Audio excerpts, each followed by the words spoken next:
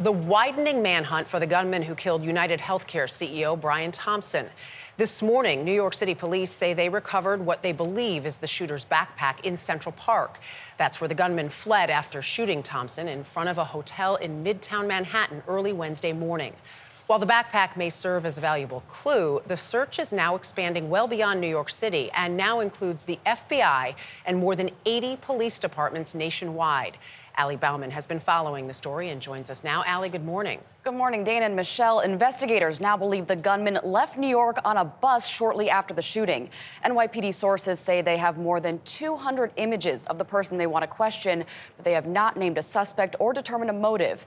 Meanwhile, the shooting and public reaction to it has left some healthcare and business executives rattled. New video obtained by CBS News appears to show the individual who police are calling a person of interest stopping to bend toward a pile of trash on West 55th Street. This video was taken just a few minutes after surveillance footage at a nearby Starbucks shows a hooded and masked man using cash to buy a drink in a power bar. Less than a half hour later, UnitedHealthcare CEO Brian Thompson was shot and killed just a few blocks away. Police say the gunman was then seen riding a bike into Central Park before he exits on the Upper West Side without a backpack, and he ditches the bike. We have him in a taxi cab, and the taxi cab takes him up to 178th Street and Broadway, which, as we know, is a Port Authority bus center. Those buses are interstate buses. That's why we believe he may have left New York City. Sources tell CBS News the gunman may have boarded a bus that was leaving for Atlanta. On Friday, investigators combed Central Park and found what they believe is the shooter's backpack. And they focused on the Manhattan hostel where they think he stayed and where a surveillance camera captured this image. It's the person they're looking for with his mask down. There's lots of time left. This is by no means in any way cold, this trail. This is a hot trail. Meanwhile, the shooting has reignited national anger with the healthcare industry.